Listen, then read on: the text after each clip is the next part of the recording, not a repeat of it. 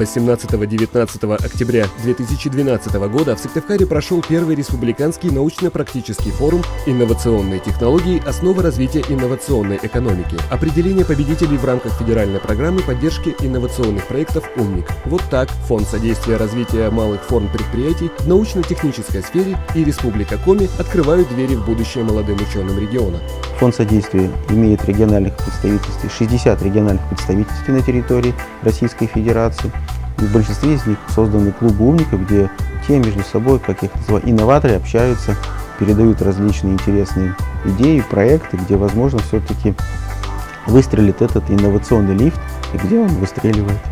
3 апреля 2012 года правительство Республики Коми в лице главы региона Вячеслава Гайзера подписало с фондом соглашение о сотрудничестве в научно-технической сфере. Официальным представителем фонда в Коми стал Центр «Инновация». Главная цель программы «Умник» – выявление молодых ученых, которые занимаются инновациями, и их всесторонняя поддержка, в том числе финансовая.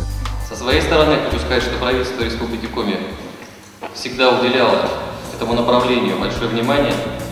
Могу пообещать, что будем уделять этому внимание еще больше. Предварительные этапы отбора инновационных проектов в 2012 году были проведены в 5 муниципальных образованиях Республики Коми. Программой заинтересовались более 600 молодых ученых, около сотни представили свои проекты, а 32 человека прошли финал конкурса. Тема моего доклада – это пористые керамические материалы на основе природного сырья Республики Коми. Возраст участников конкурса от 18 до 28 лет. Работа проходила в форме секций, а выступления участников оценивали приглашенные эксперты. Были ученые, были преподаватели, были представители бизнеса. Но вот для того, чтобы получить объективную картину, объективную оценку и затем выбрать победителей уже финального отбора конкурса «Умник», вот нас собрали и мы оценивали. Победители в рамках федеральной программы отбирались по 5 направлениям. В заключительный день форума жюри озвучило их имена. Но это было в прошлом 2012 году. А уже 25 января 2013 года в Ухте Центр «Инновация» дал старт новому предварительному этапу. В УГТУ свои проекты представили 8 человек. В экспертный совет вошли директор Центра «Инновация» Виктор Филипчук, эксперт Министерства развития промышленности, транспорта и связи Коми Василий Гончаров и помощник ректора УГТУ Георгий Буслаев.